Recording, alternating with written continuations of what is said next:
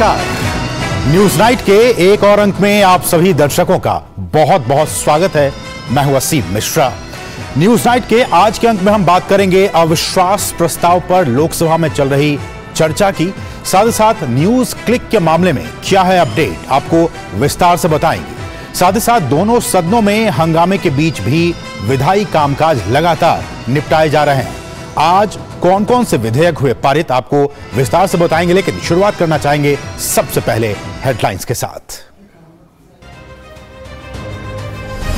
सरकार के खिलाफ अविश्वास प्रस्ताव पर लोकसभा में पहले दिन देखने को मिली पक्ष और विपक्ष के बीच तीखी बहस। पूर्वोत्तर से सांसद और केंद्रीय मंत्री किरेन रिजिजू ने कहा, बीते 9 सालों के दौरान पूर्वोत्तर में नहीं हुई कोई बड़ी घटना। कांग्रेस के गौरव गोगोई ने चर्चा की शुरुआत की।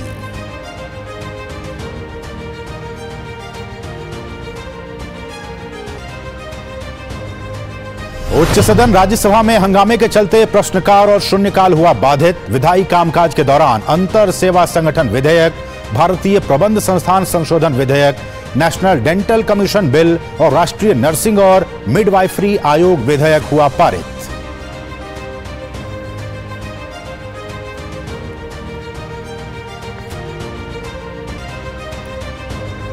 न्यूज क्लिक को चीन की फंडिंग का मुद्दा संसद में मंगलवार को भी छाया रहा। भाजपा सांसद सुधांशु त्रिवेदी ने राज्यसभा में विवादित न्यूज पोर्टल में संलिप्तता पर कांग्रेस को घेरा। पीयूष गोयल सहित अनुराग ठाकुर सरीखे केंद्रीय मंत्रियों ने पूरे मामले पर चर्चा और जांच की मांग की।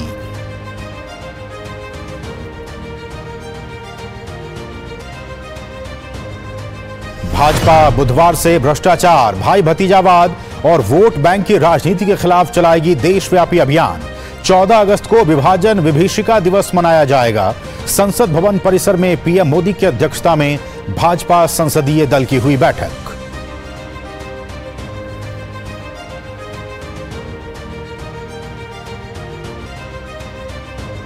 हरियाणा के नूह में हालात सामान्य स्थिति की ओर। पुलिस और अर्धसैनिक बल के जवान संवेदनशील इलाकों में कर रहे हैं गश्त। कांग्रेस के एक प्रतिनिधिमंडल को प्रशासन ने घटनास्थल पर जाने से रोका, कहा धारा 144 को नहीं होने दिया जाएगा उल्लंघन।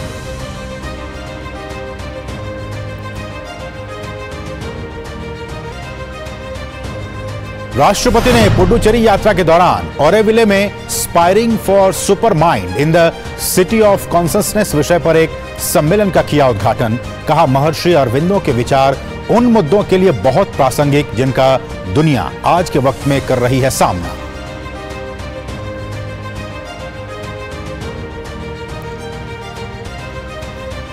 और गयाना के प्रोविडेंस स्टेडियम में तीसरे T20 मुकाबले में वेस्टइंडीज ने टॉस जीतकर पहले बल्लेबाजी का किया फैसला। भारत के लिए करो या मरो वाले मुकाबले में सलामी बल्लेबाजी यशस्वी जायसवाल का डेब्यू।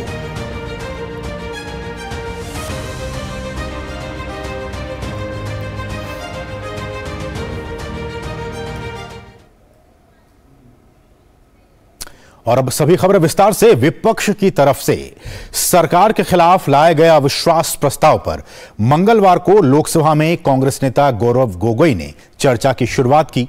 चर्चा में सत्ता पक्ष और विपक्ष के कई नेताओं ने हिस्सा लिया। चर्चा की शुरुआत करते हुए जहां कांग्रेस सांसद गौरव गोगोई ने कहा कि ये अविश्वास प्रस्ताव हम मणिपुर के संदर्भ में लेकर आए हैं, तो वहीं झारखंड से भारतीय जनता पार्टी के सांसद निशिकांत दुबे ने सत्ता पक्ष की तरफ से चर्चा की शुरुआत की।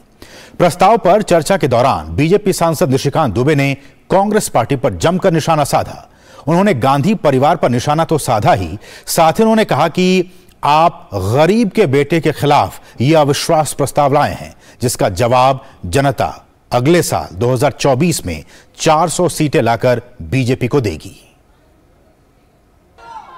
माननीय सदस्यगण, केंद्र सरकार के खिलाफ संसद में लाए गए विपक्ष के अविश्वास प्रस्ताव पर मंगलवार से लोकसभा में चर्चा शुरू हुई। कांग्रेस सांसद गौरव गोगोई ने चर्चा की शुरुआत की। चर्चा से पहले माना जा रहा था कि इसकी शुरुआत कांग्रेस सांसद राहुल गांधी करेंगे। चर्चा शुरू होने के साथ ही सदन में जोरदार हंगामा शुरू हो गया। नेताओं के बीच वार पलटवार का सिलसिला शुरू हो गया। कांग्रेस सांसद गौरव गोगोई ने कहा कि अविश्वास प्रस्ताव मणिपुर के मुद्दे पर लेकर आए हैं। वहीं भाजपा की ओर से गोड्डा के सांसद निशिकांत दुबे ने चर्चा की शुरुआत की। अविश्वास प्रस्ताव पर बोलते हुए निशिकांत दुबे ने इंडिया गठबंधन को लेकर टिप्पणी की। ये अविश्वास प्रस्ताव हमारी मजबूरी है, ये हमारी मजबूरी है कि हम अविश्वास प्रस्ताव हमें लाना पड़ा, क्योंकि ये बात कभी भी संख्या की नहीं थी, ये बात हमेशा इंसाफ की थी, मणिपुर के इंसाफ के लिए। सोनिया जी, मुझे जो लगता है कि उनके पार्टी की उनकी दो मनस्थिति है। वो एक हिंदू सभ्यता संस्कृति में बिलीव कर रही हैं, इसीलिए अलौकिका पंडिता की तरह जो पूरा किताब में लिखा हुआ है कि क्या क्या करना चाहिए एक भारतीय नारी को, उसका पूरा का पूरा पिक्चर सोनिया जी देती है। उनको दो काम करना है, बेटे को सेट करना है और दामाद को भेंट करना है। लोकसभा में अविश्वास प्रस्ताव पर चर्चा के दौरान केंद्रीय मंत्री किरेन रिजिजू ने कहा कि यह अविश्वास प्रस्ताव बहुत गलत समय पर लाया गया है, कांग्रेस को बाद में इसका पछतावा होगा। आज का जो अविश्वास प्रस्ताव लाए हैं कांग्रेस पार्टी, मैं ये मानता हूं कि कांग्रेस पार्टी और विपक्ष के जो लोग हैं वो खुद ही बाद में पछताएंगे। सर, मैं ये इसलिए कह रहा हूं कि आज परिस्थिति बिल्कुल उल्टा है। आज भारत का छवि विश्व में बहुत तेजी से आगे बढ़ रहा है। वहीं समाजवादी पार्टी की ओर से डिंपल यादव ने चर्चा में भाग लेते हुए कहा कि आज लोग महंगाई से काफी परेशान हैं। सर, उत्तर प्रदेश में इलेक्ट्रिसिटी के दाम लगातार बढ़ रहे हैं और साथ में there is no increase in production और बिजली भी मुहैया नहीं करा पा रही है यह सरकार। सर, विपक्ष द्वारा लाए गए अविश्वास प्रस्ताव में 3 दिन तक 16 घंटे बहस होगी और उसके बाद वोटिंग होगी। चर्चा में भाजपा के कुल 15 सांसद भाग लेंगे। केंद्रीय गृह मंत्री अमित शाह और वित्त मंत्री निर्मला सीतारमण भी अपनी बातें रखेंगी। अविश्वास प्रस्ताव पर प्रधानमंत्री मोदी 10 अगस्त को चर्चा का जवाब देंगे। पार्लियामेंट टीम के साथ ब्यूरो रिपोर्ट, डीडी न्यूज। और आज जब अविश्वास प्रस्ताव पर चर्चा की शुरुआत हो चुकी है लोकसभा में, ये आपके लिए, आप दर्शकों के लिए यह जानना बहुत जरूरी हो जाता है कि संख्या बल के हिसाब से कौन सी पार्टियां, कौन सी जो दल हैं, उनके पास नंबर्स क्या हैं। आइए हम आपको ग्राफिक्स के जरिए बताने की कोशिश करते हैं और ये ग्राफिक्स आपके सामने टीवी वीडियो वॉल पे आप देख सकते हैं। अविश्वास प्रस्ताव जिस पर आज लोकसभा में चर्चा की शुरुआत हो चुकी है, अविश्वास प्रस्ताव के विपक्ष में कौन कौन से दल हैं और उनकी नंबर्स क्या हैं। विपक्ष में जो दल हैं, बीजेपी सत्ता पक्ष में है और उनके खिलाफ ये लाया गया है, तो उनके पास आप देखिए 301, सबसे ज्यादा सांसदों की संख्या 301 वहां पे है। दूसरा बात, शिवसेना शिंदे गुट जो है, उनके 12 सांसद यहां पे हैं। एलजेएसपी लोक जनशक्ति पार्टी, उनके 6 सांसद हैं। निर्दलीय 2 सांसद हैं और अपना दल जो सोनेलाल है पार्टी, उनके 2 सांसद हैं। आगे बढ़ते हैं। अब देखिए विपक्ष में दल, जैसा कि हम बता रहे हैं, उसी सिलसिले को आगे बढ़ाते हुए एनसीपी उनके 1 सांसद, एजेएसयू उनके 1 सांसद, एआईएडीएमके तमिलनाडु की पार्टी उनके 1 सांसद, मिजो नेशनल फ्रंट उनके भी 1 सांसद और नगा पीपल्स फ्रंट उनके भी 1 सांसद हैं। तो ये कुछ हम आपको नंबर्स बता रहे हैं। विपक्ष में जो दल हैं उसमें नेशनल पीपल्स पार्टी उनके 1, एनडीपीपी के 1, आरएलपी के 1, सिक्किम क्रांतिकारी मोर्चा के 1, वाईएसआर कांग्रेस के आप देखिए 22 और बीजेडी के 12। इस तरह से आप इस नंबर्स पे जाइए तो जो अविश्वास प्रस्ताव लाया गया है जिनके खिलाफ, सत्ता पक्ष के खिलाफ, नंबर्स के मामले में आप देखिए 366 उनके पास कुल नंबर्स हैं। लेकिन अब इनके पक्ष में जो सांसद हैं, अविश्वास प्रस्ताव के जो पक्ष में सांसद हैं, उनके नंबर्स देखिए, तब आपको यकीन हो जाएगा कि आखिर इसको लाने की जरूरत भी क्या थी। लगातार यही सवाल पूछा जा रहा है। नंबर्स, अविश्वास प्रस्ताव जब भी लाया जाता है, जब नंबर्स नहीं होते हैं, आपने देखा किस तरह से 366 जो सत्ता पक्ष है उनके पास नंबर्स हैं, लेकिन जिन्होंने लाया है अविश्वास प्रस्ताव उनके पास संख्या बल क्या है, ये देखिए। कांग्रेस सबसे बड़ी पार्टी, 51 सांसद उनके यहां पे हैं। डीएमके के पास 24, टीएमसी के पास 23, जदयू के पास 16, शिवसेना जो उद्धव गुट है उनके पास 16, 6 और एनसीपी के पास 4 सांसद हैं। ये सांसदों की संख्या है। आगे बढ़ते हैं। सीपीएम के पास देखिए 3 है, आईयूएमएल के पास भी 3 है, नेशनल कॉन्फ्रेंस के पास भी 3 है, साथ ही साथ समाजवादी पार्टी के 3 और कम्युनिस्ट पार्टी ऑफ इंडिया के 2 सांसद। तो ये सांसदों की संख्या इन पार्टियों की तरफ से। जेएमएम 1, केरल कांग्रेस की तरफ से 1, आरएसपी 1, वीसीके 1 और बीआरएस 9। अब देखिए कहां 366 और ये जो लाए हैं अविश्वास प्रस्ताव, इनके पास नंबर्स सिर्फ और सिर्फ 151। तो आप समझ सकते हैं कि 151 और 366 दूर दूर का जो फासला वो बहुत दूर का है, बावजूद उसके ये इस प्रस्ताव को, अविश्वास प्रस्ताव को लाने की कोशिश की गई है। तो हम आपको ये नंबर्स के जरिए दिखाने की कोशिश कर रहे हैं कि किस तरह से सत्ता पक्ष जिनके खिलाफ ये अविश्वास प्रस्ताव लाया गया है, 366 सांसद उनके साथ हैं और उनके मुकाबले जो विपक्ष जिनके तरफ से ये सारा लाया गया है, उनके पास सिर्फ और सिर्फ 151 ये हैं। उसके बाद तटस्थ जो हैं, जो कि अभी तक किसी भी गुट में नहीं है, न सत्ता पक्ष के साथ हैं, न जो अविश्वास प्रस्ताव लाए हैं उनके पक्ष में है, जो तटस्थ हैं उनके सांसदों की संख्या क्या है? जनता दल सेक्युलर 1 सांसद, निर्दलीय 3 सांसद हैं, एआईयूडीएफ के 1 सांसद, ये एसडी जो एम है उसके 1 सांसद, छोटे छोटे ये पार्टियां हैं, टीडीपी तेलुगु देशम पार्टी उनके 3 सांसद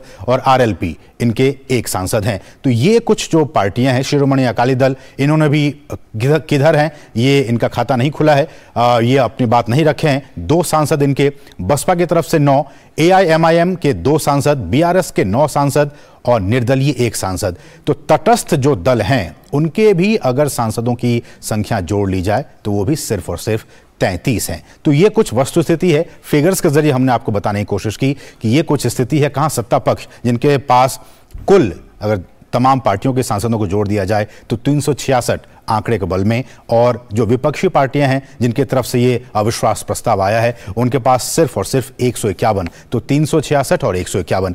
लेकिन सबसे दुखद बात यह रही, और हम आपको अभी बताने की कोशिश भी कर रहे हैं, कि बीते कई वर्षों से और कई सत्रों में ये जो लगातार विपक्ष की तरफ से हंगामा होता है ना, उसकी वजह से उत्पादकता जो है, जो प्रोडक्टिविटी है, उस पर कहीं ना कहीं इंपैक्ट पड़ता है। क्योंकि हम जानते हैं कि ये बहुत बड़ा पंचायत है देश का, यहाँ पे हमारे लिए, आपके लिए, हमारे समाज के लिए कानून बनता है, विधि विधान बनता है, और यहीं पे अगर ठीक से सार्थक बहस नहीं हो पाएगी तो सोचिए लोकतंत्र के लिए कितने बड़े घातक साबित होगा। लेकिन ये हो रहा है। आंकड़ों में कुछ मिक्स हैं, कुछ सत्रों में, और ये भी हम आपको बता दें, जहां जहां अच्छे आंकड़े आप देखेंगे वहां पे आप मान के चलिए कि विपक्षी सांसदों ने वॉकआउट कर गया है, उनके नहीं होने के बाद सारा कामकाज हुआ है, उसके वजह से जो है आंकड़े कुछ ठीक हुए हैं। आइए निगाह डालते हैं। ये संसद की उत्पादकता पे हम बता रहे हैं। उत्पादकता मतलब वहां पे कामकाज क्या कुछ हुआ है। जब हम बात करते हैं ना कि ये सत्र चल रहा है, बजट सत्र चल रहा है, मानसून सत्र चल रहा है, तो इस पूरे सत्र के दौरान विधायी कामकाज कितने हुए उस पर निगाह डालिए। शीतकालीन सत्र हम 2019 की बात कर रहे हैं। शीतकालीन सत्र 2019, आज से 4 साल पहले की बात। लोकसभा की उत्पादकता, जहां सबसे ज्यादा सत्ता पक्ष के लोग हैं, विपक्ष की तादाद उतनी नहीं है, वहां पे 111% वहां पे काम हुआ है। तो आप समझ सकते हैं कि 100% से भी अधिक परसेंटेज के साथ वहां पे कामकाज हुआ है। और राज्यसभा में आप देखिए अच्छी स्थिति कही जा सकती है, 92% प्रोडक्टिविटी ये राज्यसभा की रही है 2019 के शीतकालीन सत्र में। उसके बाद शीतकालीन सत्र के बाद हम जानते हैं कि बजट सत्र होता है। बजट सत्र 2020 की बात की जाए तो लोकसभा में देखिए 86% काम हुआ है और राज्यसभा में 74% काम हुआ है। तो कमोबेश कह सकते हैं कि ठीक ठाक काम हुआ है। मॉनसून सत्र 2020, उसके ठीक बाद बजट सत्र के बाद 2020, आज से ठीक 3 साल पहले की स्थिति। लोकसभा में आप देखिए 150% के आसपास, 145% कामकाज हुआ है, यानी कि बहुत अच्छा कामकाज। ये एक स्वस्थ लोकतंत्र की पहचान है कि वहां पे अच्छे से कामकाज होने चाहिए। आंकड़ों के जरिए आप समझिए 145% काम हुआ है लोकसभा में। मॉनसून सत्र 2020 की बात हम कह रहे हैं। और राज्यसभा की बात की जाए तो यहां भी 99% है, तो बहुत अच्छा कामकाज हम कह सकते हैं।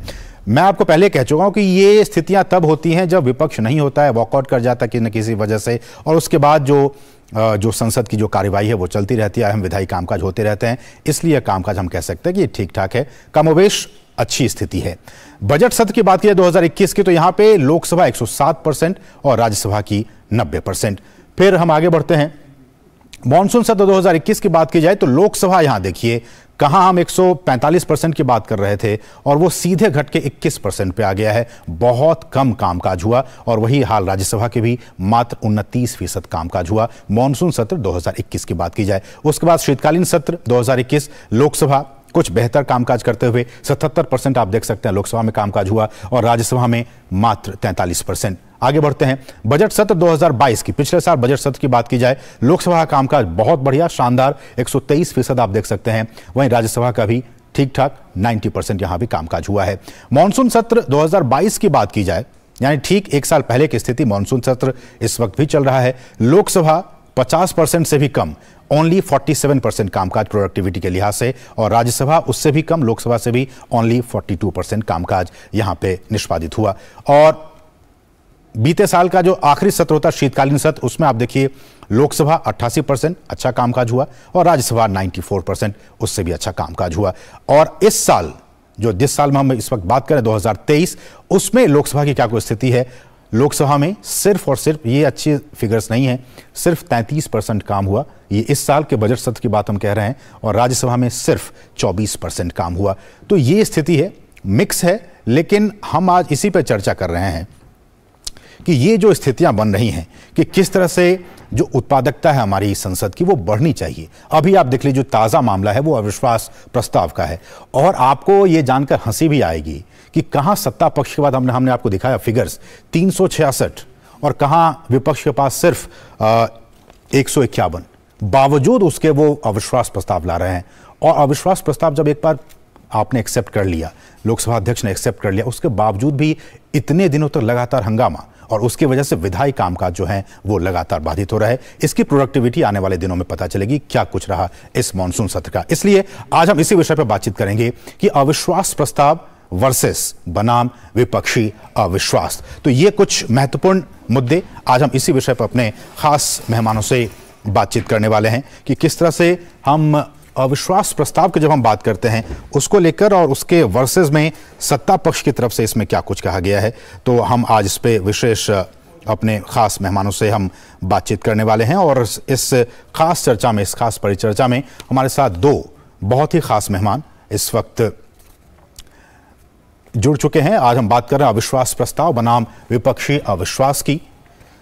क्यों इस तरह की बातें होती हैं, और हम जब प्रोडक्टिविटी की बात करते हैं क्यों मिक्स, और पता नहीं इस सत्र में क्या कुछ होने वाला है, इसकी प्रोडक्टिविटी कितनी होगी। लगातार ये सत्र भी जो हम देखें लगातार हंगामे की भेंट चढ़ता जा रहा है, कुछ ही बहुत ही कम कामकाज हो पाए हैं। हमारे साथ दो खास मेहमान आप देख सकते हैं टीवी स्क्रीन पर मौजूद हैं। हमारे साथ हैं स्नेहलता श्रीवास्तव जी, जो कि पूर्व में वो सेक्रेटरी जनरल रह चुकी हैं लोकसभा की। मैम, आपका बहुत बहुत स्वागत है स्नेहलता जी। और साथ ही साथ हमारे साथ वरिष्ठ पत्रकार शेखर अय्यर जी भी इस वक्त इस चर्चा पर बातचीत करने के लिए मौजूद हैं। आप दोनों ही मेहमानों का न्यूज़ नाइट में स्वागत है। शुरुआत स्नेहलता जी आपसे, और जैसे कि हमने कहा कि नंबर्स हमने दिखाए वीडियो वॉल के जरिए, उन नंबर्स में भी हम देख पा रहे हैं कि जो सत्ता पक्ष है उनके पास काफ़ी ज़्यादा, बहुमत से भी ज़्यादा 366 के आसपास आंकड़े हैं। वहीं विपक्षी पार्टी जिन्होंने ये अविश्वास प्रस्ताव लाया है, तमाम दलों को जोड़ दिया जाए तो संख्या बल में वो 151 हैं। बावजूद उसके वो ला रहे हैं, और हमने देखा कि लाने के बाद से भी जो स्थितियां हैं वो अच्छी नहीं रहीं। दोनों ही सदनों में, लोकसभा में भी और राज्यसभा में भी कामकाज बहुत ही खराब स्थिति में रही है। आपकी पहली प्रतिक्रिया? जी, नंबर्स का जो आप बता रहे हैं अविश्वास प्रस्ताव के लिए जी, वो तो सभी को जो है ये ज्ञात है कि जो सत्ता में सरकार है उसके पास नंबर्स में बहुमत से भी बहुत ज्यादा संख्या है। बिल्कुल। परंतु लोकतंत्र में जो ये मोशन आते हैं, जैसे नो कॉन्फिडेंस मोशन है या 267 में एडजर्नमेंट मोशन है, इस तरह के कई मोशंस होते हैं जो लोकसभा में विपक्ष को ऐसा एक टूल देते हैं, ऐसा एक साधन देते हैं जिसके माध्यम से वो सरकार को बाध्य कर सकते हैं कि वो अपनी नीतियों के बारे में या किसी महत्वपूर्ण मुद्दे पे पर बात और चर्चा करा सके।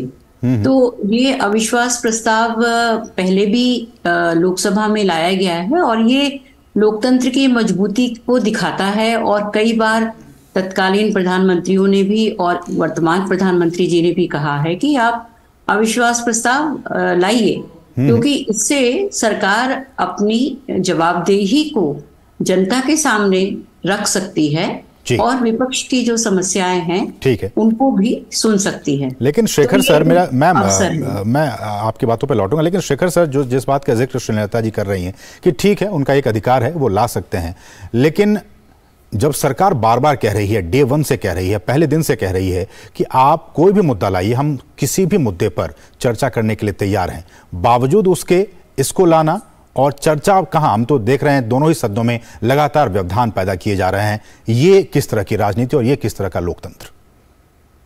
बिल्कुल सही सवाल किया आपने। देखिए, ये सारे विषय जिसको लेकर इतना हंगामा हो रहा है, इसी विषय को स्ट्रक्चर्ड तरीके से आप डिबेट कर सकते थे। बिल्कुल, उस पार्लियामेंट के अंदर यही सारे सवाल वहां पूछ सकते थे, मणिपुर हो या और कोई भी मुद्दा हो। देखिए, स्ट्रक्चर्ड डिबेट के लिए कोई दिक्कत नहीं है, वो कर सकते थे। लेकिन कहीं ना कहीं लग रहा है कि चर्चा से ज्यादा उनको जो मेरा जो जितना अनुभव है पार्लियामेंट में, मैंने देखा है कि देखिए पहले क्या होता था, चर्चा मतलब मुद्दे उठाए जाते थे, उसके लिए आरोप लगाए जाते थे, फिर सरकार की तरफ से भी अपने रिप्लाई भी दिया जाता था, फिर बस वहां खत्म होता था। मतलब ये एक नॉर्मल है। लेकिन आजकल एक ट्रेंड हमने जो देखा है, खास करके 2014 में भी हमने देखा, फिर 19 के बाद और ज्यादा हो रहा है कि कहीं ना कोई फ्रस्ट्रेशन बढ़ रहा है, खासकर पक्षीय में। उनको लग रहा है भाई कुछ भी करो, हमें चुनाव में उसका कोई रिजल्ट नहीं मिल रहा है, जिस वजह से वो सोचते हैं कि भाई सवाल उठाते जाओ, जवाब उनको सुनने को नहीं है, क्योंकि जवाब सुनेंगे तो बात लगेगा भाई हमने कुछ तख्त रखे, वहां से कोई काउंटर हुआ।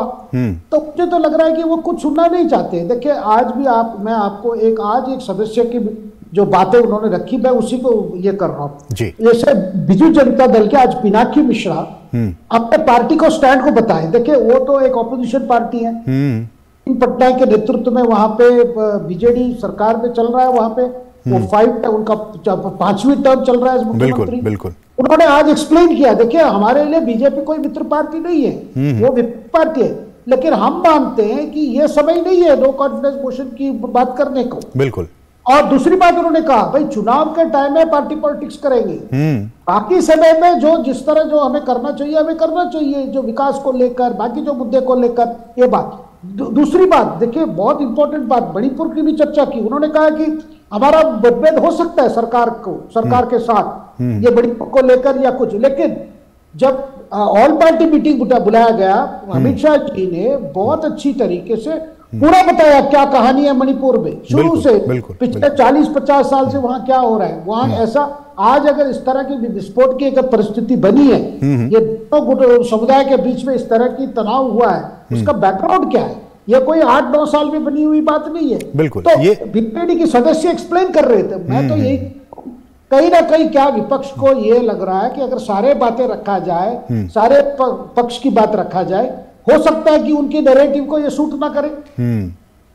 लेकिन ऐसे में स्नेहलता जी, जो आप शेखर सर कह रहे हैं, मैं उन्हीं की बातों को आपकी बातों को आगे बढ़ाते हुए, ये सिर्फ इसी सत्र की बात नहीं है स्नेहलता जी, आप तो चूंकि सेक्रेटरी जनरल रह चुकी हैं लोकसभा की, लगातार बीते कई वर्षों से मैं भी देख रहा हूं एक पत्रकार के तौर पे, चाहे वो सत्र कोई भी हो, चाहे वो बजट सत्र हो, वो शीतकालीन सत्र हो, मॉनसून सत्र हो, दोनों ही सदनों में, लोकसभा में और राज्यसभा में, लगातार विपक्षी पार्टियों की तरफ से कागज फेंकने का, उसे फाड़कर वेल में जाने का, नारेबाजी करने का, जो भ्रामक और तथ्यहीन बातें हैं उनको रखने का, जोर जोर से बातें करने का, ये सारी चीजें वो करते रहे हैं। लोगों के मन में, दर्शकों के मन में अब ये सारी चीजें घुस गई हैं श्रीलता जी, कि क्या अब यही संसदीय परंपरा का क्या एक अभिन्न अंग बनता जा रहा है? अब दर्शक ये सोच रहे हैं कि हर सत्र की शुरुआत और लगातार 5 दिनों तक, 10 दिनों तक, 15 दिनों तक यही हंगामा होता रहता है। जी, ये देखा गया है कि संसद में वैसे तो जो कंडक्ट फॉर एमपीज, जो मेंबर्स ऑफ पार्लियामेंट के लिए लोकसभा की रूल्स और डायरेक्शंस में लिखे हुए हैं, उसमें कोई नारेबाजी करना, कोई तख्तियां दिखाना, ये सब प्रोहिबिटेड है, ये सब निषेध है। और ये उनके कंडक्ट को के जो प्रावधान है उनके विरुद्ध है। और ऐसे में कोई जवाबदेही नहीं होती है क्या मैम? इनकी एक जवाबदेही तय होनी चाहिए, एक जिम्मेदारी तय होनी चाहिए। आप माननीय व्यक्ति हैं, माननीय सांसद हैं, आपके व्यवहार को जो आप वहां कर रहे हैं, अब तो 24 घंटे लाइव चैनल्स हैं, लोकसभा और राज्यसभा के जरिए पूरी दुनिया देख रही है, क्या एक आपकी छवि बनती जा रही है? क्या इसका कोई अनुमान है इन सांसदों को? जब उनका व्यवहार इस तरह का बहुत लंबे समय तक चलता है, तो जो सांसद गण लगातार और हैबिचुअल होते हैं इस चीज के लिए कि वो नारेबाजी करते रहें और स्पीकर के आदेशों की अवहेलना करें। स्पीकर जब खड़े होकर कोई निर्देश दें तो वो भी खड़े रहें। ये एक एक चीज रूल बुक में लिखी हुई है और ऐसी स्थिति में स्पीकर महोदय ये हाउस में सांसदों के निलंबन की कार्यवाही भी करते हैं और ये सभी उपाय उपलब्ध हैं हमारे लोकसभा में। बावजूद उसको कोई फॉलो करता हुआ दिखता नहीं है। लेकिन शेखर सर, ऐसे में हम जब बता रहे थे अभी ग्राफिक्स के जरिए कि जो प्रोडक्टिविटी है वो मिक्स है, और मिक्स उस मामलों में भी है जबकि विपक्ष ने वॉकआउट किया, वो चला गया और उसके बाद से वो विधायी कामकाज हुए। लेकिन क्या शेखर सर, आप भी इतने वरिष्ठ पत्रकार हैं, बिना किसी चर्चा के, परिचर्चा के, वाद के, विवाद के इन विधेयकों का पारित हो जाना, क्या आपको लगता है कि एक स्वस्थ परंपरा हम स्थापित करने जा रहे हैं? बिल्कुल, ये बहुत गलत परंपरा बन रही है। देखिए, प्रोडक्टिविटी फिगर्स है लेकिन पार्टिसिपेशन नहीं है। तो ये देखिए, कोई भी कानून में विपक्ष का भी उसमें आइडियाज दे सकते हैं, उसमें सुझाव ला सकते हैं। ऐसे कई बार कई मुद्दे पर हमने देखा है कि विपक्ष और जो सत्ताधारी जो बेंचेस है उनके बीच में कई बार बिल्स की बहुत अच्छी ये हुई है। लेकिन अगर विपक्ष का यही रहे, भाई आप कुछ भी लाइए, आप उसको पास होने नहीं देंगे, आप कुछ भी लाइए, आपको हम इसको अलाउ नहीं करेंगे, तो वहां फिर आगे पॉजिटिव क्या रहेगा? देखिए सरकार जो, क्योंकि विपक्ष का भूमिका क्या है, सरकार कुछ प्रस्ताव लाती है, उसको एग्जामिन कीजिए, क्रिटिकल एग्जाम कीजिए, कोई ऑल्टरनेटिव प्रपोजल दीजिए। लेकिन यहाँ क्या हो रहा है, भाई कुछ भी आप ला रहे हो, या सेलेक्ट कमेटी भेज दो, अब इस सत्र में पास मत करो। मतलब मुझे तो लग रहा है कि ऑपोजिशन को अगर भाई ये पास हो जाएगा तो क्रेडिट चला जाएगा सरकार को। माने जिन बिल्स को लेकर आपको होमवर्क करके आना चाहिए, उन बिल्स को होमवर्क करने के बजाय आप वहां पे हाउस को डिस्टर्ब करने का काम कर रहे हैं।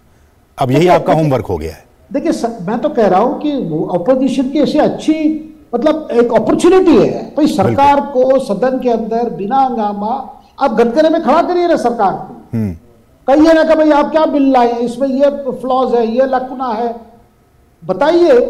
देखिए क्या है कि सरकार और ऑपोजिशन के बीच में जो ट्रस्ट रहती है, भाई एक चीज है, प्रणब मुखर्जी हमेशा कहते थे, उनका हमेशा एक फॉर्मूला होता था जब वो भी मंत्री रहे, भाई सरकार बुलाती है सेशन क्योंकि लेजिस्लेटिव काम कराने के लिए, जो पेंडिंग बिल्स है वो सब करने के लिए, क्योंकि लेजिस्लेटिव, और ऑपोजिशन को ये मौका मिलता है सरकार को एग्जामिन करो, क्रिटिकली देखो। तो हमेशा वो कहते थे let opposition have its say and let government have its way. इसका मतलब अपोजिशन को मौका मिलना चाहिए अपनी बातें रखने के लिए, और सरकार को अपने काम करने के लिए भी मतलब कोई बात नहीं होना चाहिए। बिल्कुल। क्या हो रहा है, भाई सरकार कुछ भी लाए, कुछ भी कानून लाए, हम उसका विरोध करेंगे।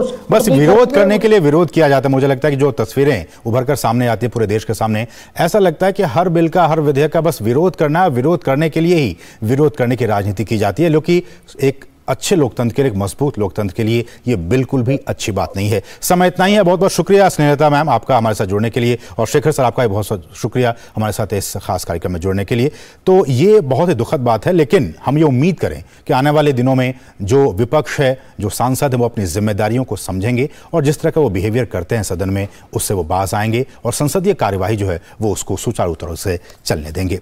हम रुकेंगे एक छोटे से ब्रेक के लिए, और ब्रेक के बाद जब वापस आएंगे तो आपको दिखाएंगे भाजपा संसद की जो आज बैठक हुई है उसमें क्या कुछ अहम बातें निकलकर सामने आई हैं। एक छोटे से ब्रेक के बाद हम आपको ये खबर दिखाएंगे।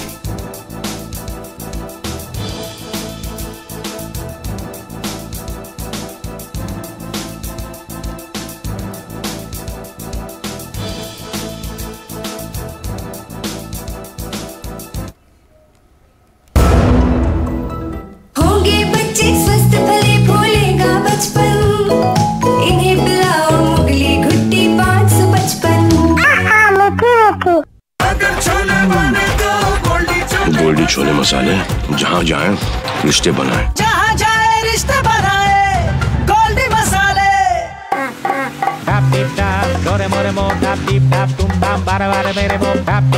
अबे देख,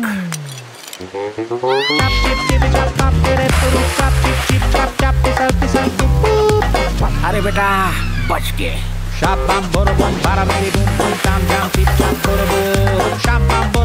You got to be careful. बारिश है, सड़कें बदलेंगी। Switch to Seat. बेटा change soon. It's monsoon. दिन तिनक दिन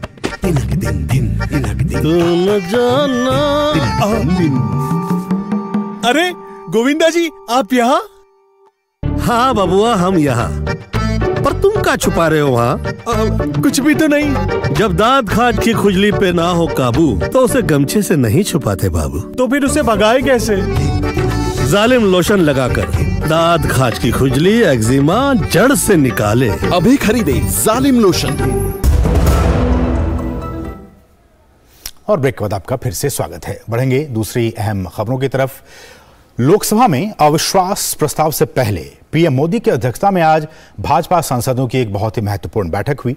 बैठक में पीएम मोदी ने सांसदों से चुनाव में जुटने के साथ ही विपक्ष पर जमकर निशाना साधा। पीएम मोदी ने सांसदों से कहा कि विपक्षी गठबंधन आपसी अविश्वास से ग्रस्त हैं। सामाजिक न्याय की बात करने वाले लोगों ने वंशवाद, तुष्टीकरण, भ्रष्ट राजनीति से देश को सबसे ज्यादा नुकसान पहुंचाया है।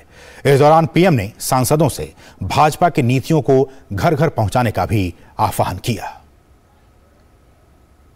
केंद्र की सत्तारूढ़ पार्टी भाजपा भ्रष्टाचार, भाई भतीजावाद और वोट बैंक की राजनीति के विरुद्ध देशव्यापी अभियान शुरू करेगी। इसके साथ ही पार्टी 14 अगस्त को विभाजन विभीषिका दिवस भी मनाएगी और 15 अगस्त को हर घर तिरंगा अभियान चलाया जाएगा।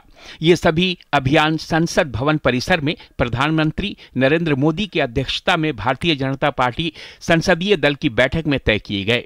इस दौरान पीएम मोदी ने सांसदों से भाजपा की नीतियों को घर घर पहुंचाने का आह्वान भी किया।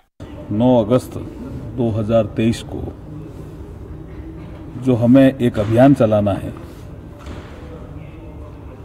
भ्रष्टाचार क्विट इंडिया, परिवारवाद क्विट इंडिया, तुष्टीकरण यानी vote bank politics quit India, ये अभियान हमें 9 अगस्त 2023 से चलाना है। उसमें सारे एमपी जुड़े, ये प्रधानमंत्री जी ने आह्वान किया है।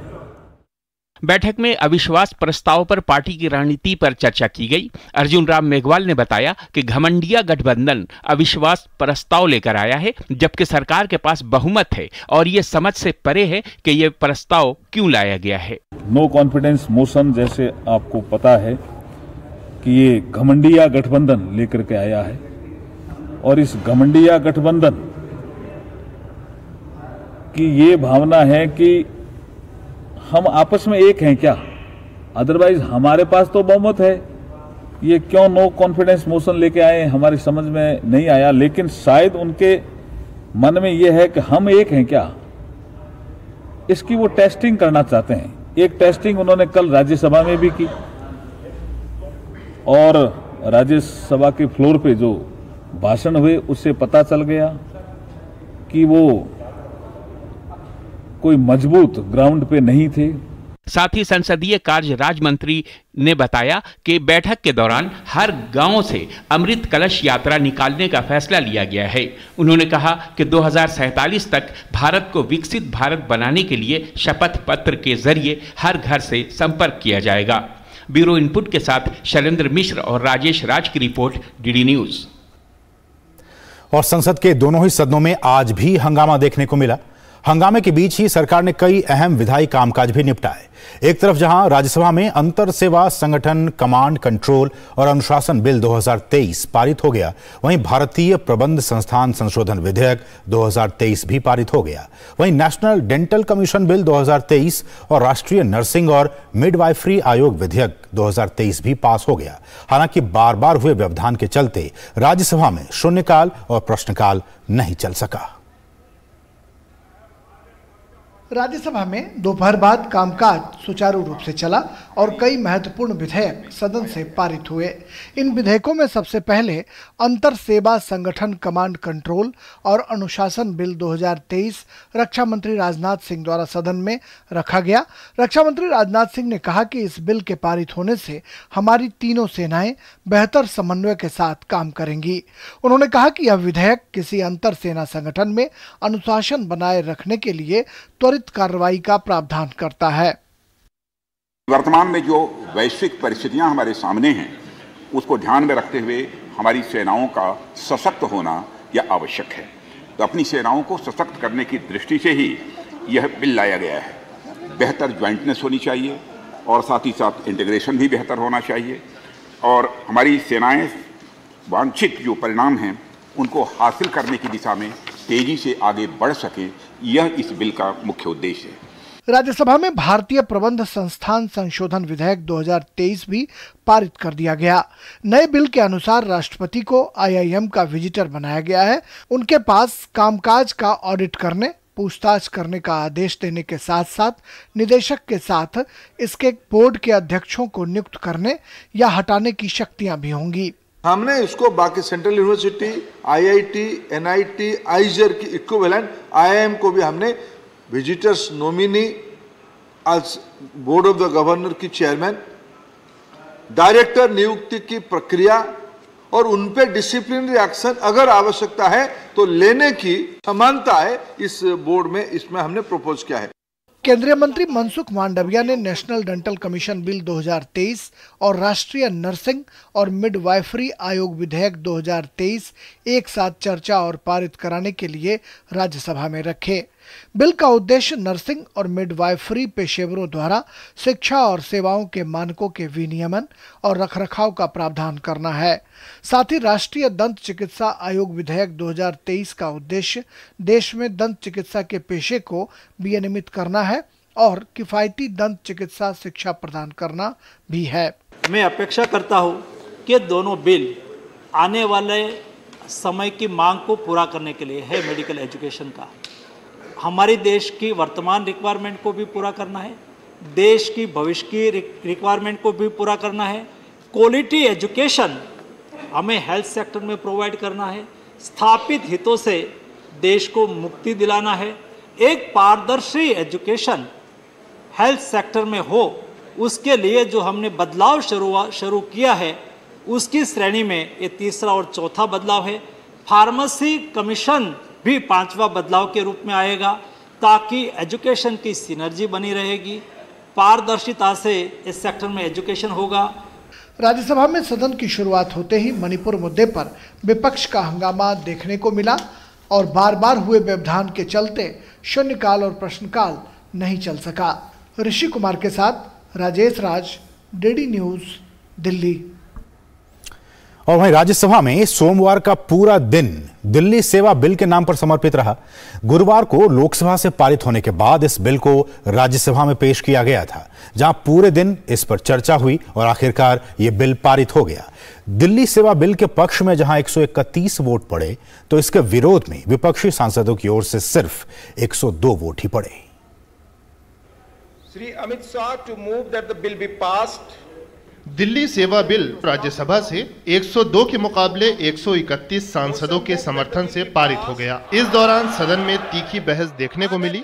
इस बीच एक विवाद आम आदमी पार्टी के राज्यसभा सांसद राघव चड्ढा को लेकर हुआ।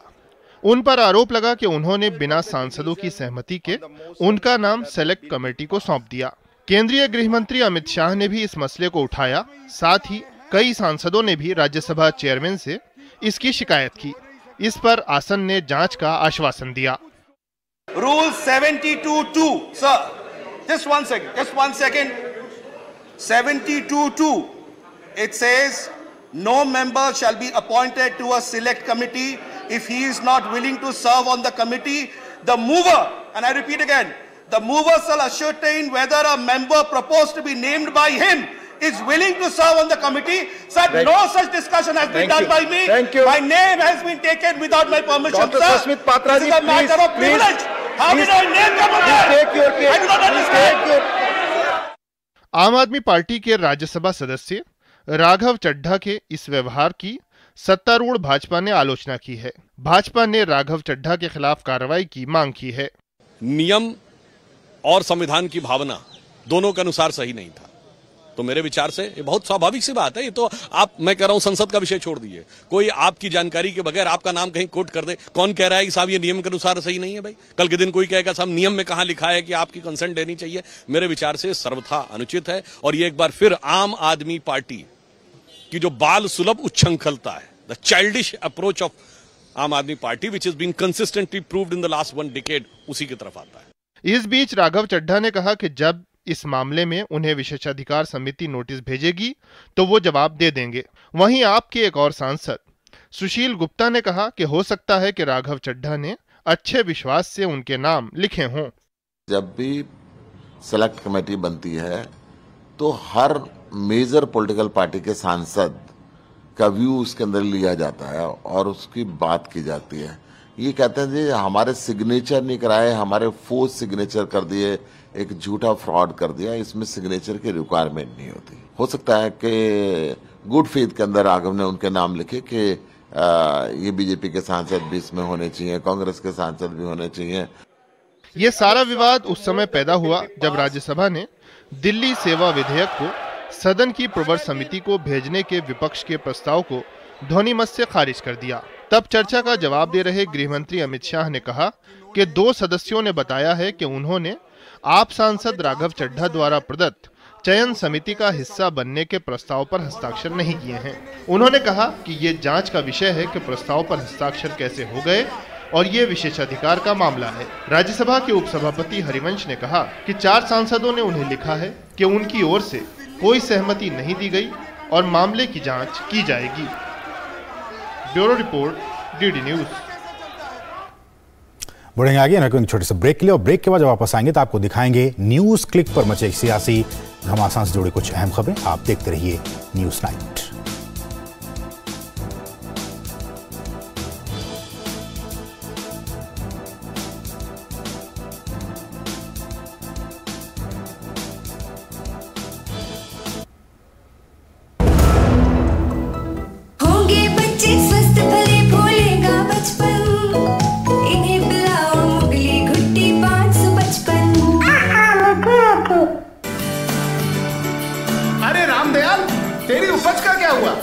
अरे औने पौने दाम मिल रहे थे इसलिए नहीं बेची। और तुम्हारी उपज? मेरी उपज ये रही मेरे मोबाइल में एकदम सुरक्षित। अरे ये तो कोई रसीद लगती है। कोई रसीद नहीं, डिजिटल रसीद है जो WDRA से पंजीकृत वेयरहाउस में उपज रखने से मिलती है। WDRA भारत सरकार की एक संस्था है जो अच्छे और सुव्यवस्थित वेयरहाउसों को पंजीकृत करता है। अच्छा, अब तुझे इस रसीद का कमाल दिखाता हूँ, चला। देखा, इस रसीद पर बैंक से लोन हो गया। ये तो कमाल हो गया। कमाल तो अभी और भी है भैया। देखो, जब और जहां उपज के अच्छे दाम मिलेंगे उपज बेच दूंगा और फिर बैंक का सारा लोन भी चुकता कर दूंगा। अरे वाह मुन्नी। पापा, आप मेरा नया बैग लाए? हाँ, ये रहा तुम्हारा नया बैग। और तुम्हारे लिए झुमके। WDRA का प्रयास, किसानों का आर्थिक विकास। गोल्डी छोले मसाले, जहाँ जाए रिश्ते बनाए, जहाँ जाए रिश्ते बनाए, गोल्डी मसाले। इन्वेस्टमेंट की रेगुलर इंफॉर्मेशन मिलती है क्या? बिल्कुल। पूछ, विड्रॉ करने के बाद पैसे कितने टाइम में मिलते हैं? सुन सवाल चंद, म्यूचुअल फंड सही है .com पर लॉगिन कर, वहां तेरे सारे सवालों के जवाब मिल जाएंगे, समझा? कौन सी वेबसाइट? म्यूचुअल फंड सही है .com। सही है। म्यूचुअल फंड निवेश बाजार जोखिमों के अधीन है। योजना से जुड़े सभी दस्तावेजों को ध्यान से पढ़ें। और ब्रेक बाद आपका फिर से स्वागत है। और बुलेटिन में न्यूज नाइट में अब तक जो आपने खबरें देखी हैं वो ये: लोकसभा में विपक्ष के अविश्वास प्रस्ताव पर चर्चा का आज पहला दिन था, आपने इससे जुड़ी खबरें देखी। उसके बाद भाजपा संसदीय दल की आज जो बैठक हुई उसमें क्या कुछ मुद्दे तय किए गए आने वाले दिनों के लिए, उस खबर को आपने देखा। और साथ ही साथ संसद में आज कामकाज क्या कुछ हुआ दोनों सदनों में, उससे जुड़ी रिपोर्ट भी हमने आपको दिखाने की कोशिश की।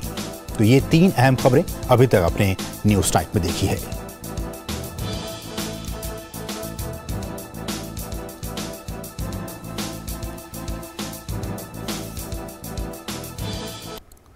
और बढ़ेंगे आगे। केंद्रीय मंत्री अनुराग सिंह ठाकुर ने कांग्रेस पार्टी पर निशाना साधते हुए कहा है कि कांग्रेस का हाथ न्यूज क्लिक के साथ है और न्यूज क्लिक के ऊपर चीन का हाथ है। उन्होंने कहा कि राहुल गांधी को देश से मुआफी मांगनी चाहिए और बताना चाहिए कि राजीव गांधी फाउंडेशन ने चीन से पैसे क्यों लिए और कहां-कहां उन पैसों का इस्तेमाल किया गया। फिर मैं इतना ही कहूंगा, कांग्रेस का हाथ न्यूज क्लिक के साथ। कांग्रेस पर यह गंभीर आरोप लगा रहे हैं देश के सूचना प्रसारण मंत्री और बीजेपी के वरिष्ठ नेता अनुराग सिंह ठाकुर। आरोपों से जाहिर है कि बीजेपी न्यूज क्लिक को लेकर हुए खुलासे पर कांग्रेस सहित विपक्षी दलों को बख्शने के मूड में नहीं है। बीजेपी का कहना है कि अमेरिकी मीडिया द्वारा न्यूज वेबसाइट न्यूज क्लिक पर चीन से फंड मिलने के खुलासे का मामला बेहद गंभीर है।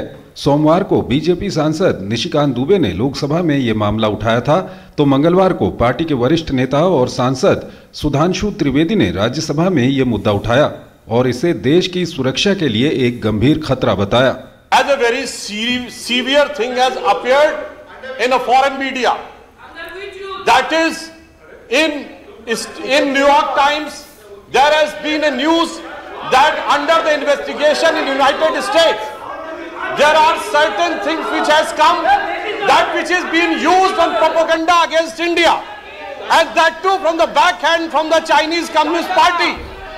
और यह बात मैं बताना चाहता हूं कि वहां पर यह बात आई है कि नेवाल रॉय सिंघम नाम के एक अमेरिकन के द्वारा इस प्रकार की बातें आई है, और उनके द्वारा ये बात भारत के भी जिन संस्थानों के ऊपर कुछ समय पहले ईडी की रेड हुई थी, आज समाचार पत्रों में आया है कि वो भारत विरोधी शक्तियों के द्वारा उनके पास आर्थिक स्रोत आते थे। वहीं लोकसभा में अविश्वास प्रस्ताव पर चर्चा के दौरान गोड्डा के सांसद निशिकांत दुबे ने फिर से ये मामला उठाया और सीपीएम के पूर्व महासचिव प्रकाश करात पर गंभीर आरोप लगाए। सीपीएम के जो जनरल सेक्रेटरी, पूर्व जनरल सेक्रेटरी थे प्रकाश करात साहब, उनका पूरा का पूरा मेल मैं ऑन रिकॉर्ड आपको लाना चाहता हूं कि जो वो नेवेली राय सिंघम था उसके साथ उनके हजारों मेल हैं, और जब आप कहेंगे मैं ऑन रिकॉर्ड उसको पेश कर दूंगा सर कि सीपीएम किस तरह से देशद्रोही पार्टी के साथ है। हम तो आइडियोलॉजी में मानने वाले। बीजेपी का आरोप है कि सीपीएम के पूर्व महासचिव प्रकाश करात ने नेविल रॉय सिंघम के साथ हजारों बार मेल लिखे। मीडिया में इससे जुड़े कई मेल भी सामने आए हैं। बीजेपी ने इसे राष्ट्रीय सुरक्षा से गंभीर खिलवाड़ बताते हुए विपक्षी गठबंधन पर सवाल खड़े किए हैं। आज देश की सुरक्षा से संबंधित एक बहुत ही गंभीर विषय सुधांशु त्रिवेदी जी ने राज्यसभा में उठाया। बहुत ही एक गंभीर विषय देश के समक्ष एक ऐसे अखबार ने उठाया है अमेरिका के, जिसे दिल्ली के मुख्यमंत्री विश्व का सबसे बड़ा अखबार कहके दुआई दिया करते थे।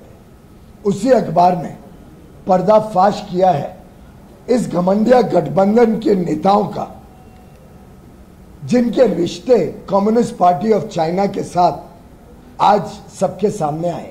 गौरतलब है कि एक विदेशी अखबार ने अपनी रिपोर्ट में दावा किया था कि समाचार साइट न्यूज क्लिक को विदेशों से वित्त पोषित किया गया है।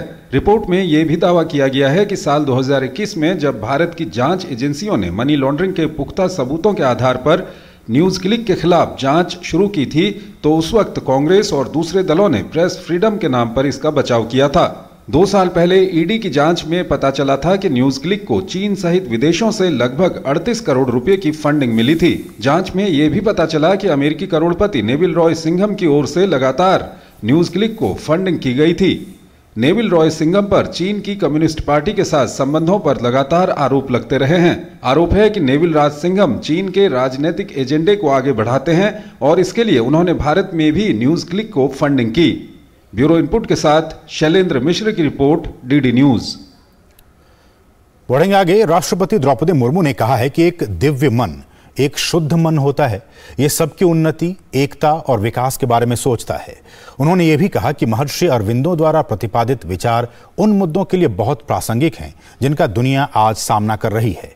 राष्ट्रपति द्रौपदी मुर्मू ने दक्षिण भारत दौरे के अंतिम दिन ऑरोविल की यात्रा के दौरान ये बातें कही। राष्ट्रपति द्रौपदी मुर्मू ने दक्षिण भारत दौरे के अंतिम दिन मंगलवार को ऑरोविल में एक सम्मेलन का शुभारंभ किया। विकसित होती चेतना के शहर में सुपरमाइंड की आकांक्षा विषय पर आयोजित इस सम्मेलन में राष्ट्रपति ने कहा कि दिव्य मन एक शुद्ध मन है। ये सबकी उन्नति, एकता और विकास के बारे में सोचता है।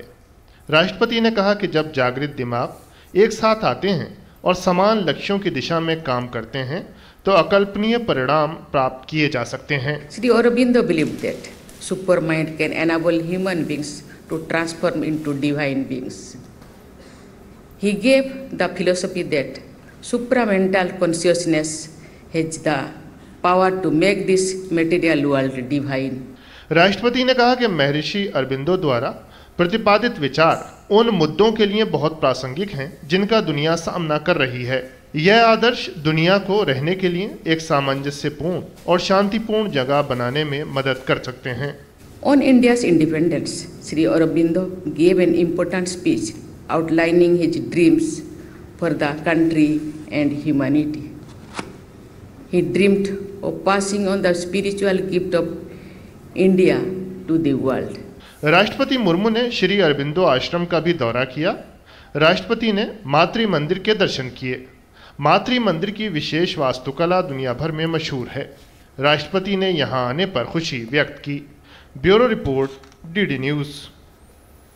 और यहाँ रुके एक और छोटे से ब्रेक के लिए, और ब्रेक के बाद जब वापस आएंगे तो आपको दिखाएंगे वाराणसी के ज्ञानवापी परिसर में लगातार 5वें दिन एएसआई के सर्वे से जुड़ी अहम खबर। आप बने रहिए न्यूज नाइट के साथ।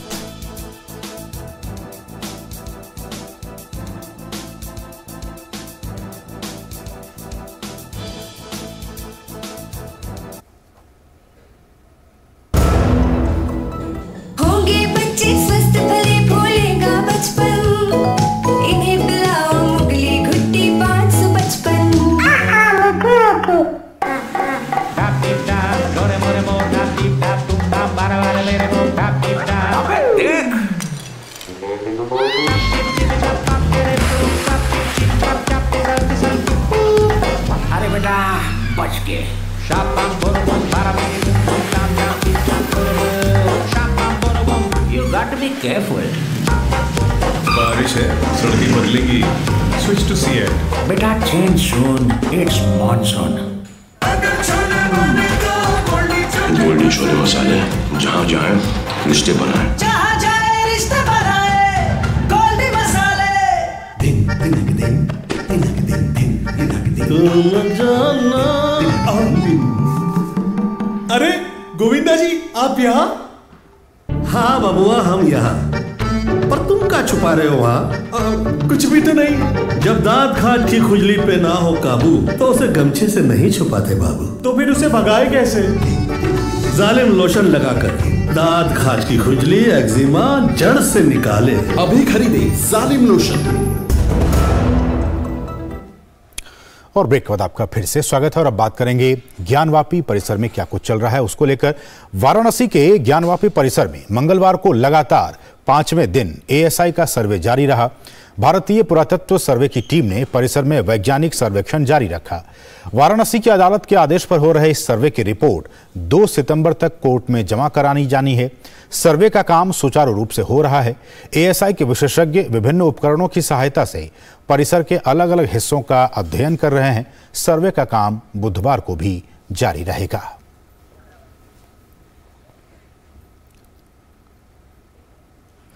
और लोकसभा ने सोमवार को व्यक्तिगत डिजिटल डेटा संरक्षण विधेयक पारित कर दिया।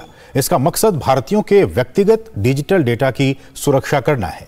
डिजिटल दुनिया में लोगों की गोपनीयता की सुरक्षा के लिए यह विधेयक लाया गया है। गौरतलब है कि देश के लगभग 90 करोड़ लोग इंटरनेट से जुड़े हुए हैं। विधेयक में व्यक्तिगत डेटा रखने की एक निश्चित सीमा, डेटा की उचित सुरक्षा और डेटा के संबंध में जवाबदेही का प्रावधान है। विधेयक में भारतीय डेटा संरक्षण बोर्ड की स्थापना का भी प्रावधान है। उल्लंघन की सूचना मिलने पर बोर्ड मामले की जांच करेगा और जुर्माना लगाएगा। विधेयक की भाषा सरल रखी गई है ताकि आम आदमी उसे समझ सके। सरकार ने स्पष्ट किया है कि यह विधेयक आरटीआई अधिनियम के प्रावधानों को कमजोर नहीं करता है। हरियाणा के नूंह में हालात तेजी से सामान्य हो रहे हैं। मंगलवार को कर्फ्यू में सुबह 9 बजे से दोपहर 1 बजे तक छूट दी गई। बुधवार को भी सुबह 9 बजे से दोपहर 1 बजे तक कर्फ्यू में ढील दी जाएगी। 31 जुलाई को एक यात्रा पर हमले के बाद यहां 2 गुटों में टकराव और हिंसा हो गई थी। प्रशासन की चौकसी और एहतियाती उपायों की वजह से अब हालात सामान्य हो रहे हैं। पुलिस और अर्धसैनिक बल संवेदनशील इलाकों में गश्त कर रहे हैं। एहतियात के तौर पर 11 अगस्त तक मोबाइल इंटरनेट सेवा स्थगित रहेगी। जिले से किसी भी तरह की अप्रिय वारदात की खबर नहीं है। जिले में हरियाणा राज्य परिवहन डिपो की बस सेवा बहाल हो गई है। प्रशासन सभी वर्गों के साथ संवाद करके सामान्य जनजीवन बहाल कर रहा है। वहीं हिंसा में शामिल तत्वों की पहचान कर उनके खिलाफ एक्शन भी जारी है। अभी तक 305 से ज्यादा लोगों को अलग अलग जिलों से गिरफ्तार किया गया है। साथ ही 142 एफआईआर अब तक दर्ज की जा चुकी है। इस बीच कांग्रेस के एक प्रतिनिधिमंडल ने नूंह जाने का प्रयास किया, लेकिन प्रशासन ने यह कहकर अनुमति नहीं दी कि धारा 144 लागू है। प्रशासन हालात को तेजी से सामान्य करने में लगा हुआ। ऐसे में इस प्रकार की यात्रा से प्रशासन का काम और बढ़ जाएगा। धारा 144 लगी हुई है जिले के अंदर और पीड़ितों की मदद के लिए प्रशासन हर संभव प्रयास कर रहा है। तो हमारे लेवल पे हम सबसे टच में हैं और उनकी जो भी मदद कर रहे हैं। पॉलिटिकल विजिट्स होने से थोड़ा प्रशासन का एक्स्ट्रा काम भी बढ़ जाएगा और कोई ऐसा बयानबाजी भी हो जाए जो कि हित में नहीं है, उसको जो सिचुएशन नॉर्मल कम्प्लीटली नॉर्मल होने की तरफ बढ़ रही है तो उसमें भी व्यवधान आ सकता है। इसलिए हम उनसे रिक्वेस्ट कर रहे हैं कि भैया आप आज ना करें, थोड़ा सिचुएशन कम्प्लीटली नॉर्मल हो जाए उसके बाद में आ जाएं। और यहाँ छोटे से ब्रेक के लिए आप देखते रहिए डीडी न्यूज।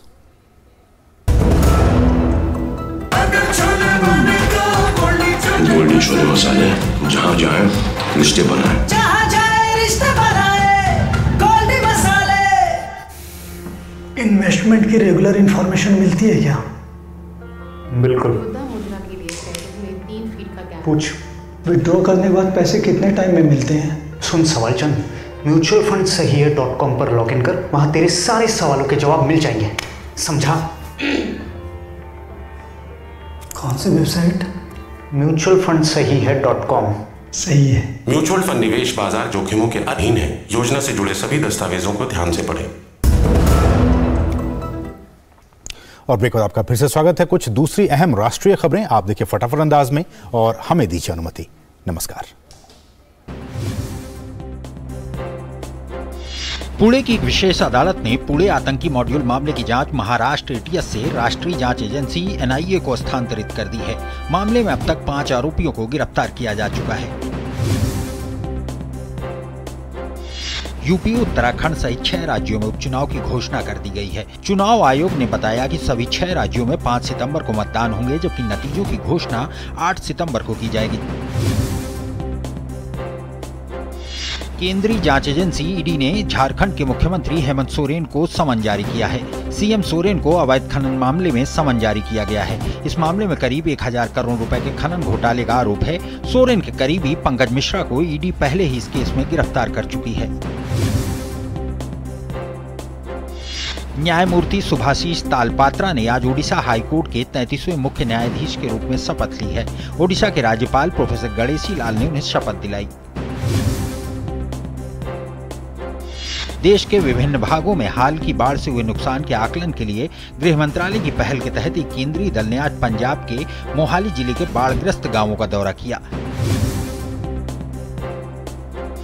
हफ्ते के दूसरे कारोबारी दिन यानी मंगलवार को उतार चढ़ाव भरे कारोबार में घरेलू शेयर बाजार लाल निशान पर बंद हुए।